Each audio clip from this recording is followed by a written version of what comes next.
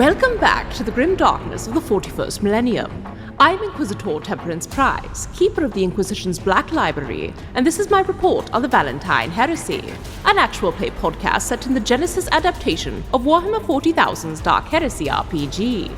This report features Game Master Tom McGee and players Ryan LaPlante as Inquisitor Lucius Valentyne, Tyler Hewitt as Attikus Viz, Del Borovic as Morgan Rolls, and Josh Halbot as Gideon Vega.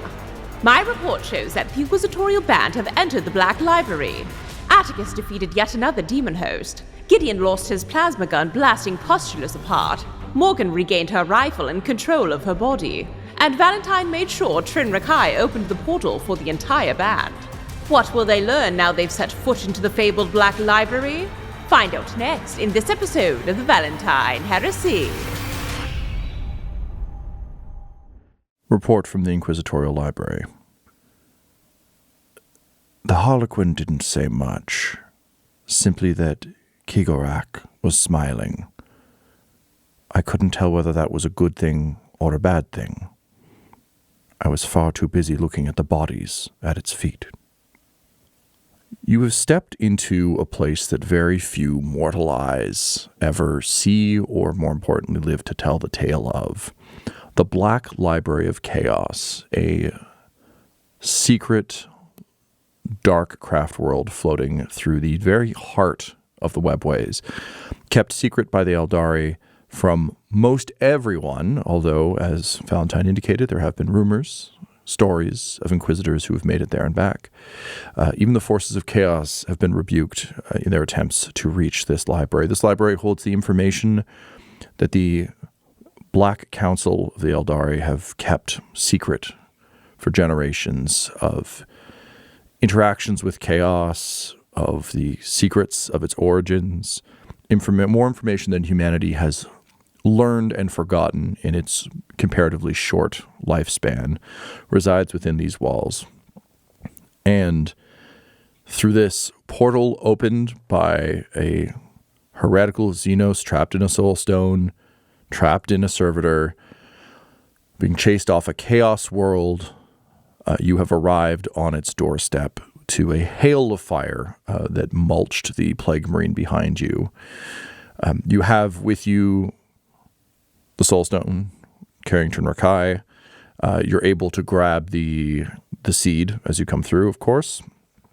And all of you stumble awkwardly through as a troop of Harlequins stands with shuriken rifles up, continuing to fire elegantly. Even their firing stance is somehow beautiful to you, but firing kind of over your shoulders into the void before the Plague Marine is well and truly dead.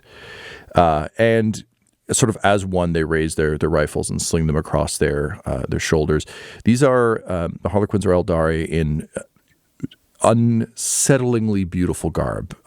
Gideon, weirdly for you, these guys actually look a bit more comfortable for what you're used to. There's pageantry to it. Their clothes are finer than anything you would see. Clothes used in very, very broad terms in terms of like their armor, but would fit in with the society back on Greybridge, if a little eccentric. But for, I think, Morgan and Attikus, certainly a far cry from the armor you've seen. The sort of standard Eldari armor set that is muted, nice, certainly like good lines, nice and clean, but like, and I guess Morgan, you're still wearing remnants of this. But this is another thing altogether. Honestly, Morgan, if you had your druthers, this would be the armor you would be wearing, because you can see the fluidity of their movement. They all move with a dancer's grace, but they say nothing to you as you come through. Valentyne, you would, of course, be aware of the Harlequins. I don't think they would train any Inquisitor on anything without, or... There are heretical cults that are loyal to literally every different alien nation. So yeah, the Harlequins, their existence, the Eldari versus the Dark Eldari, it's all... it's all out there. Well, I think given the threat of solitaires who are like their rogue assassins who just wander around and show up in Imperium cities constantly and then disappear, I feel like it's got to be at the very least like if you see one of these, kill it or run very far until your nearest space marine. So unsettling to see four of these figures kind of standing before you. You are on the what seems to be kind of a small floating platform that is connected by a solid bridge kind of into the main structure. The Black Library itself is vast, massive, and looking up, it's that level of, I forget there's a paint that does this, but it's like a level of darkness that is unsettling to the eye. Just like perfect darkness, although you can see the glint of small objects hanging from it every so often. But think kind of massive spires, almost like a massive fortress, but in just a hard to visualize black. And you're not sure whether that's the webway around you or the building itself. But it dwarfs you. It's like unfathomably large from where you're standing. And to kind of your left and right, you can see other small webway gates set up kind of on similar patches. The Harlequins move past you. Do you say or do anything? I should say, having stepped through, gate is closed. Valentyne is just carrying the servitor piece with Trin Rakai in it. He's got his sword stowed, like the weapons are away. He would wave everybody to do that. Oh, okay. That's to be very clear that this is not a hostile place. Attikus cuts his arm off. Throws it off. Yeah. Well, Gideon takes his brain out. Attikus would have been coming through the portal on like full alert. I think that's, and like the shield up, standing between the party and all of them. But if he gets the okay to chill, he can relax. What you would have a bit. seen coming through is two of these Harlequin down on one knee, and two of them standing, firing. And basically, I think what would click for Attikus, in addition to hearing Trin Rakai yelling things in Eldari, is that they don't track to you at all when all of you step through. So it's literally like they're laying down, covering fire. They don't look at you. The guns don't sway. There's no hint of threat. It's just kind of like... And you would feel doesn't Valentyne's matter to Attikus until a human you would feel person Valentyne's tells him hand otherwise. on your shoulder the moment you're through, and he would say, "Allies until they aren't." Understood. And then there's a bit more relaxed stance taken then. And he would hand Trin Rakai / Lizzo Lizardman's torso over to Attikus to carry for two reasons. Because A, Attikus carries heavy things very well, and B, if a soulstone needs to be crushed, he doesn't trust anything more than that trusty fist to do the action. Sure. And then it frees Valentyne up for more diplomatic circumstances. But he's going to let Trin Rakai drive the grav car through this conversation for a while because Valentyne has zero credentials to allow himself into this place. Neither does anybody else. Yep. Yeah. So, and sorry, Del, were you going to... No, I'm agreeing. Morgan, as soon as she steps through, it's like her gun is slung back over her shoulder, and Toby is just sitting on her shoulder as well. Just no fast movements here. Yeah, and Valentyne will just grab Gideon gently. We're the same height, so he would grab other people by the collar, but I think it's just by the shoulder and steer Gideon slightly behind him, just like off to the side. So Morgan, Valentyne, and Gideon are like a V of people. Jeffrey just behind that, and Attikus is flanking the group, still close enough that Valentyne and he can interact if need be, but it's clear that Trin Rakai is there, and there is a contingent along with Trin Rakai visually. Is there an opportunity to recover strain at this point? We'll get there. Okay. Not good priorities. Not for me. Don't. I'm thinking about. Actually, yeah, you can roll it now. There might be some social strain to come. So, all right, Valentyne recovers 2 strain. Morgan also recovers 2 strain. Attikus recovers 3. He's down to 8 strain.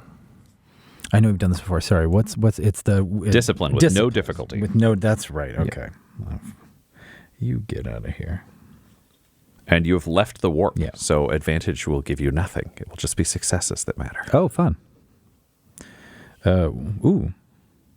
What about a triumph? Does that? What about a triumph? I don't know. I believe a triumph counts as 3 successes traditionally, Tom? Yeah, I'd buy that. There we go. Deal. Love that. 3 strain for a Feeling triumph. so much better. Fun. He's getting there. Is that 4 total? So everyone's got their strain back. Yep. Great. Valentyne, you just kind of shift Gideon back a little bit. As you do so, Gideon, one of the Harlequins, is wearing just kind of a blank white face mask, very classic kind of performer mask, like a single teardrop and a slight twist of the smile, a long ponytail, and just a classic like fool's motley, kind of like a diamond pattern outfit.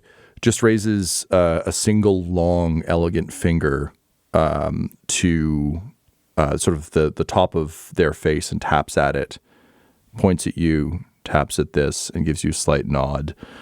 Seemingly approving of your mask, which I think is like a nice thing for Gideon, but is like fucking bad for Valentyne, because they shouldn't be communicating with you, and B knows enough to know like Harlequin not good generally. So like, I mean, even a bigger concern, the boy is wearing a heretical mask he took off of a demon world. I will say, Orgoth's mask was not of Nurgle. It was gear he had. I completely understand. At the same time, it was gear from a demon world. Fair point.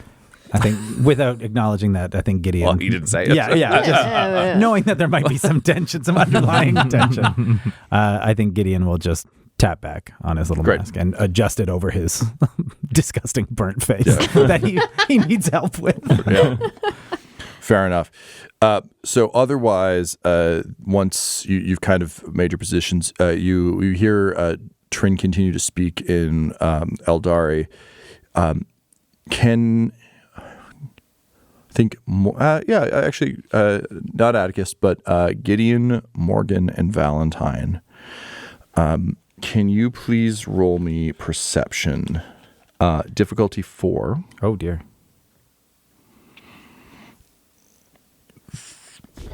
Valentyne, I'll give you a boost for having spent, I think, the most time talking to Trin Rakai. Mm-hmm. And Gideon, I'm going to give you a boost for knowing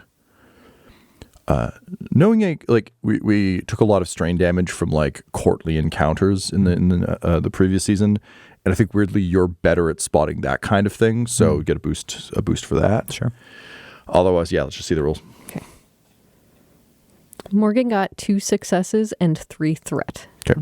Valentyne, 1 success, 2 threat. Okay. Damn. Gideon, 1 success, 2 threat. Wow. Threatening situation. I mean, we're on an Eldar-controlled world with no way out. Much threat. We're threatened. Yeah.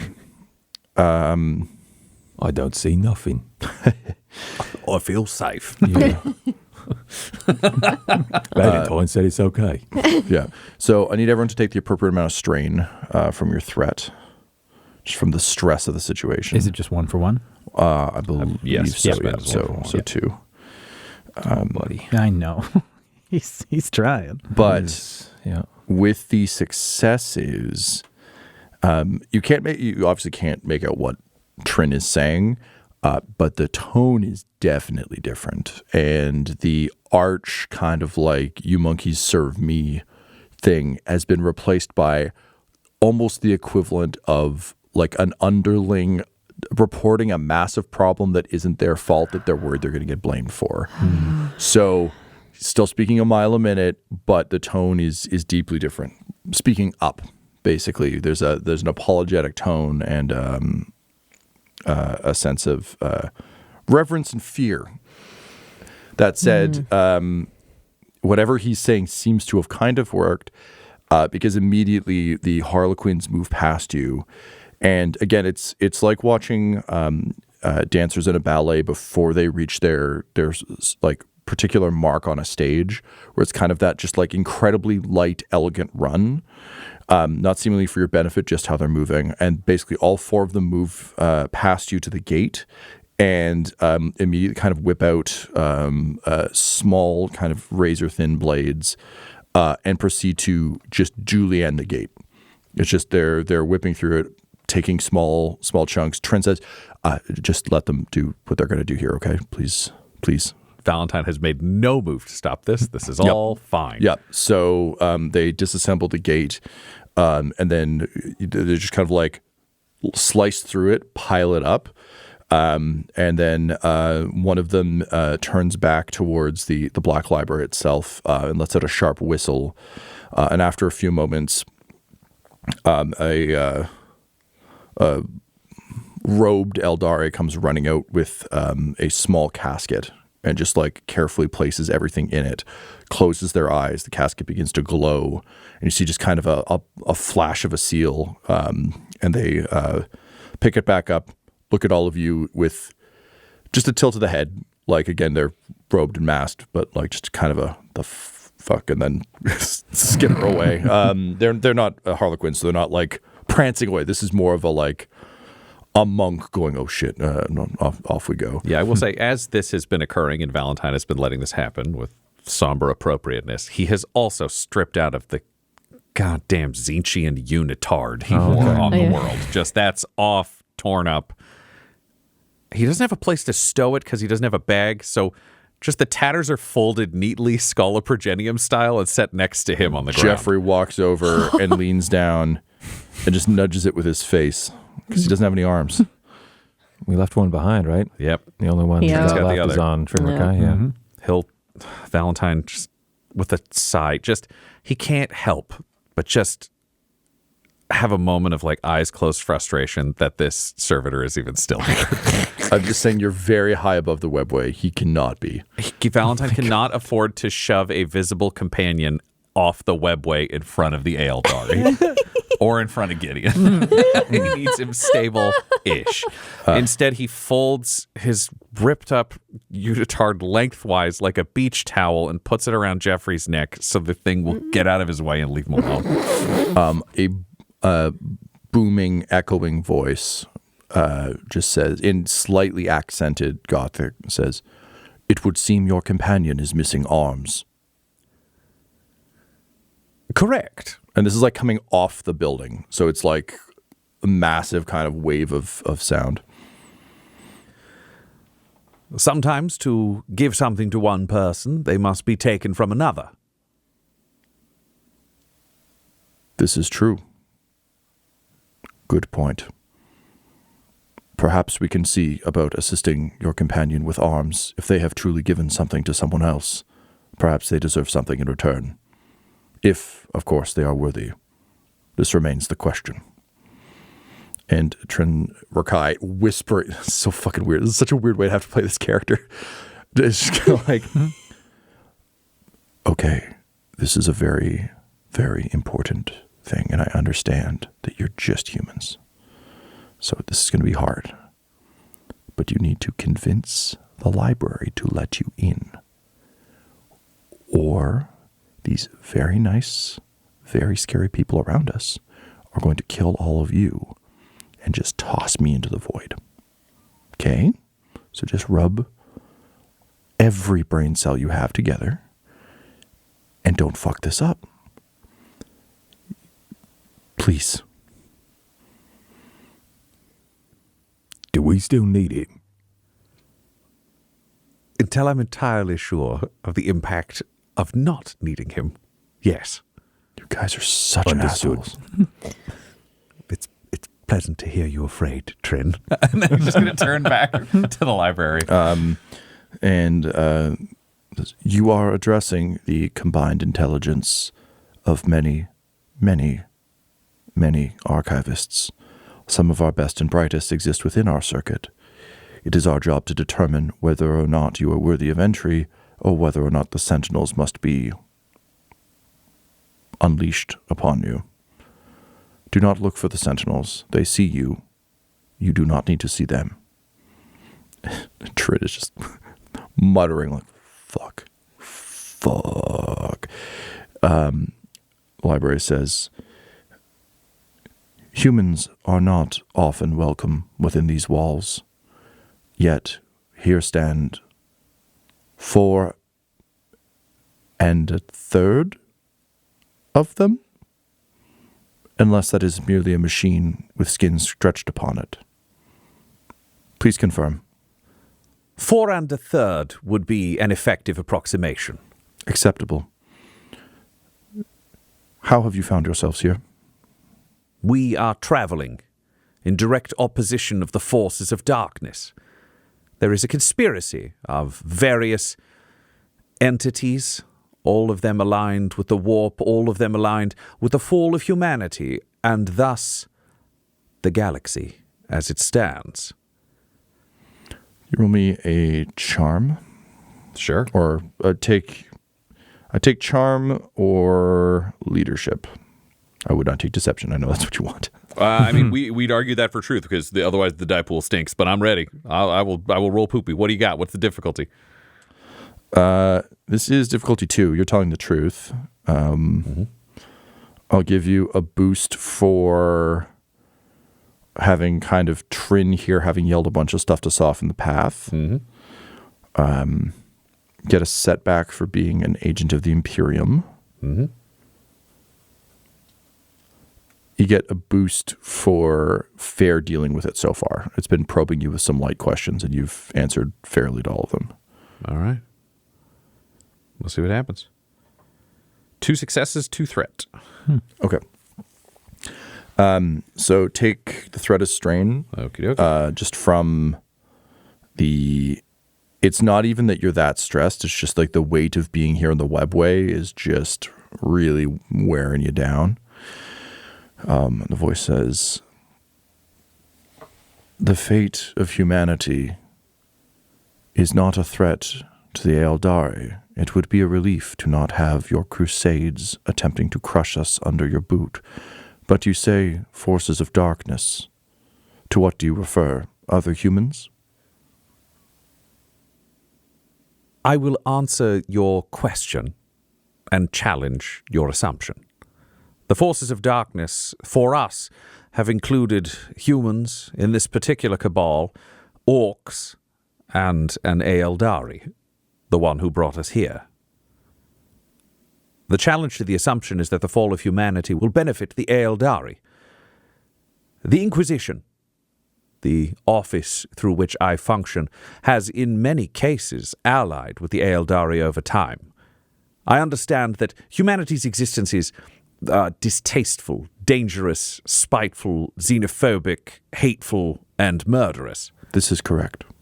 At the same time, if humanity were to fall to darkness, as it once did, almost, during the Horus Heresy, it was acknowledged, even amongst your species, that that would cause so much chaos to seep into the conscious realm, to irrevocably drag our galaxy into destruction, that the survival of humanity may very well be key to the survival of the Eldari. If we fall, we may take everything with us. And the Harlequins drop their rifles to aim at the 4 of you. Shield up. Yep, fine. And the voice says, "You know of the one known as Horus and of the heresy." Yes, I am familiar with the history of humanity. And you mention, well, many of yours are not. It would seem humanity, not unlike us, often needs to obscure the past to protect the present and the future. But knowing of the threats to your species are vital. You mentioned chaos. Have you encountered the forces of chaos? We have slaughtered them, readily and at every chance. Is this true, Eldari? Trin Rakai says, "Yes, I have witnessed it myself. These monkeys just fought their way through a chaos world. They destroyed several of their own corrupted Adeptus Astartes, as well as demon forms themselves, and a demon prince. They killed it good. Well, fuck. This one is crass. Do not let it speak again." Understood. I'm going to remove a spirit stone from this mechanical construct to prevent further conversation. Yes, we will ask you when we are ready to speak to it again. I'm sure we will have much to discuss. I understand wholeheartedly. And I would like... opens up the I know, server, I want yanks to him do out. it, He yeah. doesn't get to say anything. Just stone. He's going to show them, and he's just going to pocket it. Very good. We do not allow those who have no understanding of the dark forces of chaos itself to enter these halls. This is a dangerous place. All of us who speak with the power of the Infinity Circuit within have encountered, wrestled with, and in some cases fallen to the forces of chaos. It is imperative that those who set foot in here understand the risks and understand exactly what we are dealing with here. If this exile that you carry in the Soul Stone is to be believed, you do. Is this true of all of your companions? I would hear the others speak, excepting, it would seem, the 1/3 creature that does not. And Jeffrey just turns left and right, just like not nodding or shaking, to just be in there. Wearing a towel. Yep. Who among you would speak first? Oh, and sorry, I should say the Harlequins, as soon as the chaos issue was resolved, they all raised their rifles. Mm-hmm. Okay. Attikus will relax a bit again. Mm-hmm. Can I just double check what it is we're being asked to speak to? What your experience with chaos has been.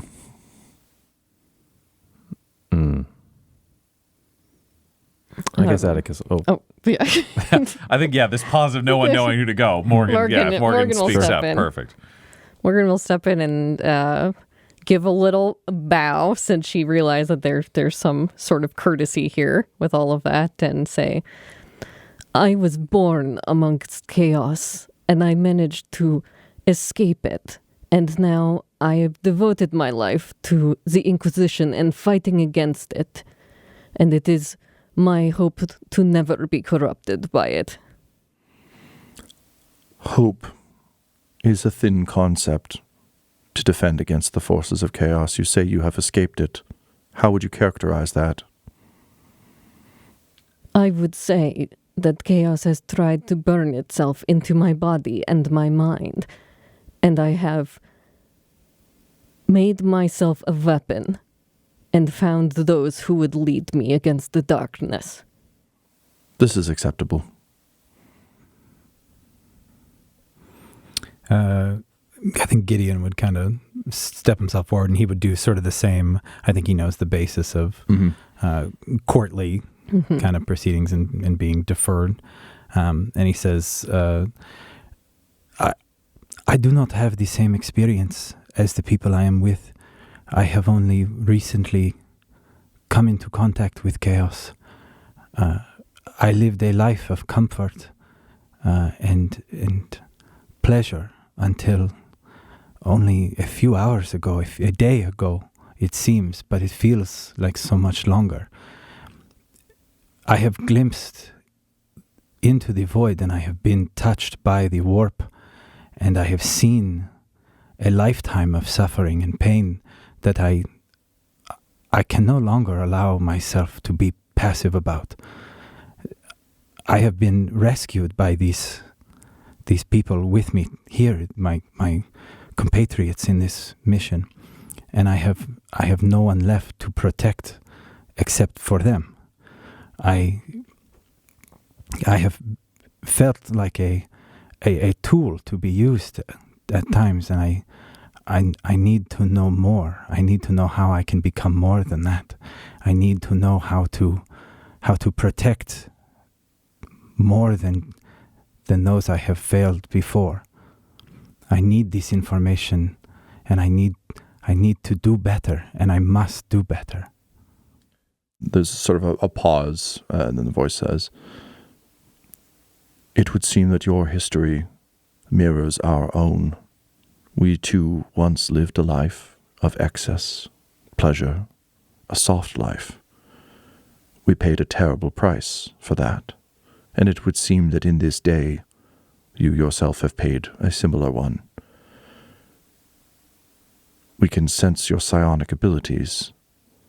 This also brings you somewhat closer to us. It also makes you much more dangerous. We believe that this knowledge would benefit you, if only to inform you enough to know whether it is worth self-immolation to prevent the forces you wield from breaking out into the world. You can be a doorway to chaos. You can draw power from it, but you could also unleash it upon the world. We suspect, based on our knowledge of the Inquisition, that the one who spoke first would not allow that. But, nevertheless, it is worth sharing knowledge with you in the hopes that you do not become like so many of your other human psycho-brethren. And you, the aggressive one, with your well-meaning but deeply, deeply ineffectual shield. What know you of chaos? He'll look at his shield and think like, I thought it was all right. And he'll say, right, yeah, chaos. Okay, then. And I need a little bit of help because I feel like Attikus might know the difference, but like orcs aren't chaos. The warp is chaos. The warp is chaos, so that's like the space marines that he's encountered. That's the demons Nurgle stuff. It's the demons. It's the warp. It's Force the darkness. Polar, Okay, demons. so everything from like the first space marine in that basement on Grey Bridge Tank. forward, that's all been chaos. Correct. Everything before that, no You chaos. fought aliens. That's like the different. Tyranids are not that. No, they're Xenos. So like the way Okay, the cool. Imperial Thank Church you. would teach you is like there's kind of three different things to hate. There's kind of like you hate. I mean, cool there's a to lot hate. of things to hate. Yeah. But you hate aliens. It's Yep. like the aliens, the mutant, and then there are the unclean, are kind of the traditional trio because they don't like to teach people too much about demons if they don't have to. The unclean are worshippers of the warp. They're demons. That's why they have saints in the Imperium, is to fight those. Okay. So you hate those three things for equally, but you understand that you would understand if you'd gone to the basic primers of religion. Yeah, okay. The differences between those. Okay. So then Attikus will say, I've been taught to gird myself with my hatred for chaos. With this hand, the Emperor's hand, I have crushed, smashed, and destroyed chaos wherever I find it. I have felled Chaos Space Marines. I have felled daemonhosts. I have helped to fell the Filth Lord. I look forward to doing more. There are rare times when we are jealous of humanity, but I suspect we would benefit greatly from a few more of you. Killing a corrupted space marine is no small task. Impressive. Perhaps you have information you can share with us as well. It would seem that each of you has experienced chaos in your own way. All of you show the correct amount of fear, rage, or trepidation about it. We do not sense from your intent or your words that you desire this power for power's sake. Many of you fall to chaos. We suspect all of you will as well someday. But we would seek to equip you as best we can, that you may gain the most benefit from our knowledge and cause as much damage to them as possible in the time that you have. You may enter the library. Step lightly. And with that, the again, that deep shadow that you've been seeing actually breaks up, and you see several things move like ink across the building and kind of disappear under it and up and over it. And you realize that the sentinel creatures that Valentyne, I don't know if you would know about these things, but they're basically all who have encountered them cannot speak of them. Their shape is indescribable. They are like, Kefthorpe described them as both of the warp and not the warp, and like of the materium and not the materium. They live somewhere in the margins. They all slide away, and now you can see more clearly the shape and definition. Now it does look much more like a Gothic fortress. Still obsidian black. There's very little light kind of from So not the usual wraithbone you'd expect from Eldari? Not for Black Library, yeah. Cool. It is one of those, like, it's said to be made by one of their gods, but it's so long ago, even they don't know. So, yeah, it is an aberration in the history of the Eldar. That's part of the reason it's such a carefully held secret. So, an entranceway sort of shifts and slides open, and inside you can see sort of twilight purple lights just very, very dimly guiding your way. And the Harlequin just kind of fall into carefully rehearsed escort positions, basically. So sort of two up front, two at the side. and you are free to enter. Valentyne is happy to just walk wherever they're going to deliver him because he doesn't know what rules there are in this place yet. Great. He's in somebody else's home and he's a guest. So he's just going to gesture for everyone to follow and say nothing. Great. I think Gideon's going to take a few steps and then stumble and kind of fall to the ground because he still is suffering from a horrible, sucking, grievous wound on his face that he needs to get addressed. Oh, just a moment. And Valentyne will go and take the arm off of Lizzo Lizardman and put it back on Jeffrey and take his sling and make it so Jeffrey can carry his dear friend Gideon further inside. So you're like in a papoose. a half papoose with one servitor arm carrying you forwards. Great. So as you start to make your way inside the doors, the walls around you say, "The one who wields the powers of chaos and the warp, he seems ill." Yes, we are all exhausted and injured after a desperate battle with multiple, shall we say, warp-infused enemies. Understood. We do not take the disassembly of a warp gate lightly. It would seem that world is lost. Yes, indeed. If you have survived that, you must be in need of rest. Please follow. And a kind of a purple glow appears on the floor, just kind of leading you. It's kind of it's like a status bar. Like it just kind of leads you through several rooms, and you find yourself in a much more traditional Eldari, like Wraithbone crafted alcove room. There are beds in here that look Terran in design, if ancient, and there is another one of these hooded figures. Just like appears with like basically a jug of water and is like pouring water into cups. And the walls say, "Our previous guests have said that these accommodations were suitable for their needs for rest and succor. We will arrange food for you, though it may taste strange to your palates. We understand water is a necessity for humans. We have provided some. Please rest as long as you need, and then we may speak more. The Harlequins will be your constant companions in this space. They will remain at the door. There is only one way in and one way out. So be aware of that, but they will not disturb you as you rest." This kindness is much appreciated.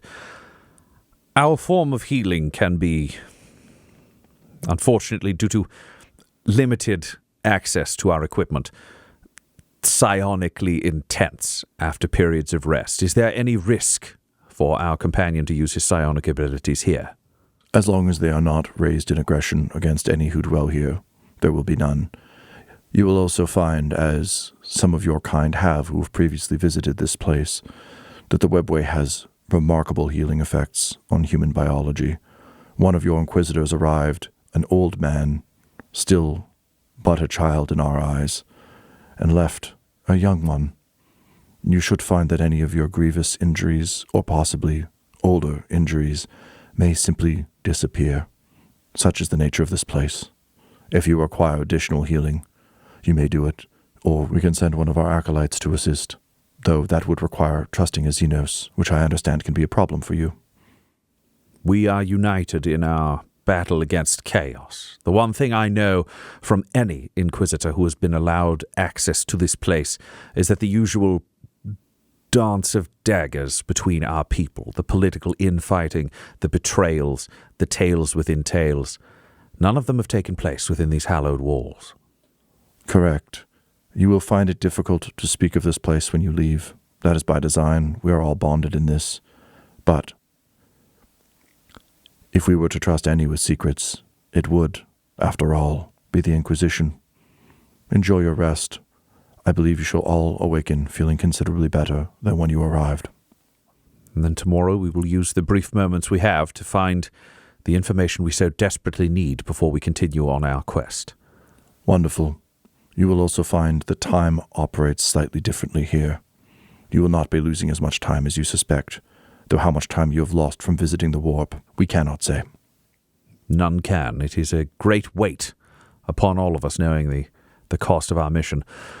Knowing we rest and knowing we've come here, and we know travel after this will be of key necessity for us, but I trust your voice. I trust your organization far more than I trust any individual. I have the spirit stone of Trin Rakai. The exile, yes. Yes. He has lived out multiple human lifetimes worth of decadence, excess, entertainment, perversity, drifting perhaps far further down the path of your darker cousins than any of us are truly comfortable with, while claiming the moral high ground. I will speak honestly, for there is no reason to dissemble. We need to be able to open warp gates to reach our eventual goals. Trin Rakai promised us this if he was brought here. Frankly, I would rather leave him to the judgment of his peers and receive that information from all of you. If he has indeed gone as far down this path as you say, there is a chance that the systems he has opened, to which you allude, may be keyed to him specifically. We will investigate this. If the one known as Trin Rakai was exiled from our people for a reason, we will pass judgment, or we will enable you to continue to use him for your purposes. We will look into this as you sleep, but rest assured, and like the whole place around you glows just a little bit, the justice of the Eldari is far-reaching, and no individual exile is beyond it. We will reckon with Trin Rakai. You needn't worry about that.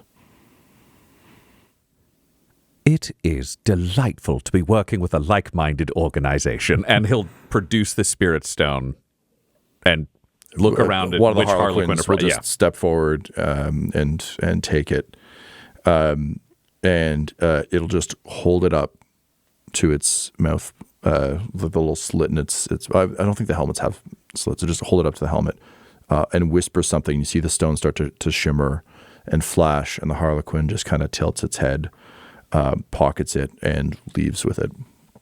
Valentyne will give a curt nod, click of his heels in Imperial Navy fashion, and turn back to his friends inside this room. Well, companions, it appears we have reached our first goal. If they're going to kill us all while we sleep, we're doomed anyways, as we have no escape without their assistance, which means now is the time for rest. Sleep as much as you can. Allow yourselves to heal with whatever this place will allow you. If there are any discussions that we need to have privately or as a group, we can have them now, or we can have them severally. You want us to take shifts, sir, in sleeping, I assume? I don't believe that'll be necessary. If enemies can reach us here, we are doomed, and I am much more afraid of spending more time here than is otherwise necessary. I don't want to lose an entire shift. If we all sleep 6 hours and we're all rested, then we can move forwards in 6 hours. If we take a shift, it'll easily be 8. Possibly even 10. And you want us to eat and drink? You know, this Xenos stuff, sir? Correct. I'm assuming can you phrase it as an order, sir? There is one reason that I believe we can trust this Black Library, and it's the same thing that I pointed out in my earliest conversation. If humanity dies, the galaxy goes with us. The lights go out and we become the darkness. We are already considered a locust-like plague to them, and we are capable of negotiating at this point, and we are not allied with their greatest enemy. Should humanity fall, that is the fate. We will eat ourselves, and we will eat every other nation alongside us, because even if we fall, we will not fall quietly, and we will not become weak. If they poison us, they poison themselves. I order you to rest and eat the food and drink the drink. Thank you, sir. Yes, sir. While they're talking, Morgan would be over with Jeffrey, helping get Gideon into a bed, like unraveling him and putting him under the covers or whatever's there, just making sure he is laid out so he can sleep at least. I'm sure I look like the English patient. You look like the king from Kingdom of Heaven. Yeah. Silver face mask, everything. Yeah, it is. It's not ideal. Yeah. But yeah, he's very appreciative, and he's like, he has to. The mask, I assume, is sort of like gross stuck to his face. Yeah, I think and she a would little have bit of probably a- tried to help him out of it, Yeah. and then it's like pulling at the face flesh, and it's just like... Yeah. So he just kind of keeps it there, and he takes a drink of water and croaks out like a horse. Thank you. Yes, get your rest, Gideon. You worked very hard. And he nods and he just like zonks out, I think. He's quick Tucking him in. Jeffrey starts to play like sleep sounds. Just like, Ocean white noises. Yeah, exactly. Yeah. I think this is the first time in the longest that he can remember of this lifetime of torture that he now just feels momentarily comfortable, and he's going to take advantage of just as out- much as possible. out like a light. Yep. Yeah, Attikus will like quickly and efficiently just scarf down the food, whatever the portions are, and like drain the water, and then immediately just find a place to drop and sleep. I'll also say the walls in here, being as I mentioned, like more classical Wraithbone. After the voice was done talking to you, you saw kind of the light exit, and the walls kind of almost turn like a whitish gray. Like it almost feels like the light drained out of them.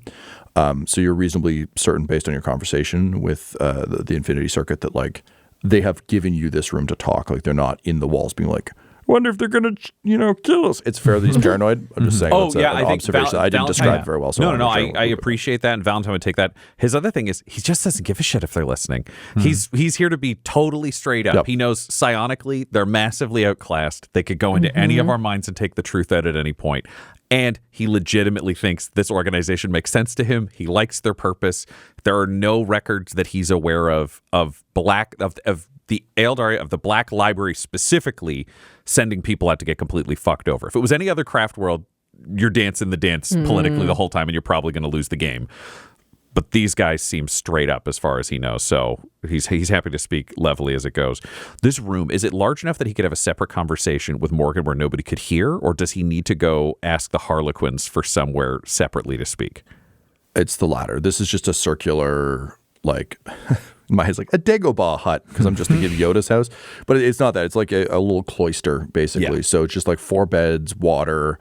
There's kind of like a toilet behind just like you'd find in a park, where there's like the little wall that you can walk around beside. But again, it's like, it's built by people who aren't human for people who are human, being like, I think this is what you people like. But on your way in, you saw plenty of these cloisters along the way. This place could theoretically host a lot of guests. It doesn't, but it could. So yes, if you want to have a separate conversation, you could.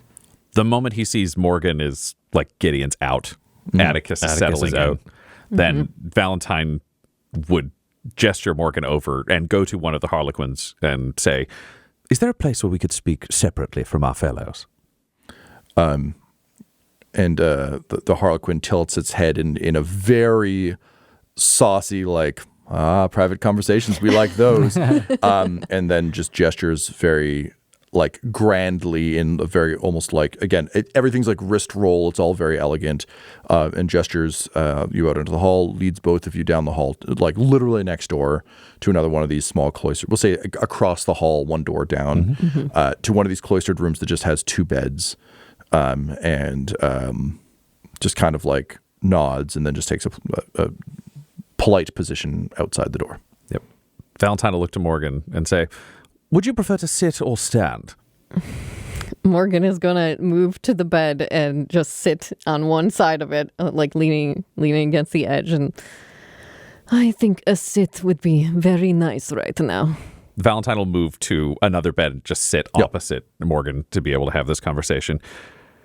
Sit down. He'll straighten out his clothes. He'll take off his cap, take off his coat, fold it, set it neatly beside him. He sits very formally, like you would be taught in the military. Everything about him is always ramrod straight on his own time. And he turns and looks you straight in the eyes, Morgan, and he says, we've spoken many times before as an agent and an inquisitor, and perhaps as companions.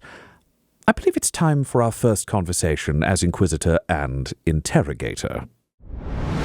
This episode of the Valentyne Heresy features the voices of players Ryan LaPlante, Tyler Hewitt, Josh Halbot, and Del Borovic, alongside Game Master Tom McGee.